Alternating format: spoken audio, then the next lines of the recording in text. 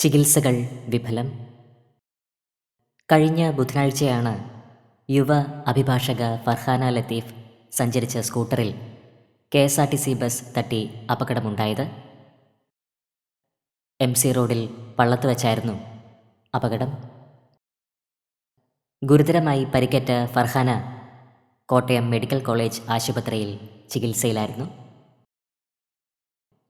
എന്നാൽ ജീവൻ രക്ഷിക്കുവാനായില്ല. 24 വയസ്സായിരുന്നു.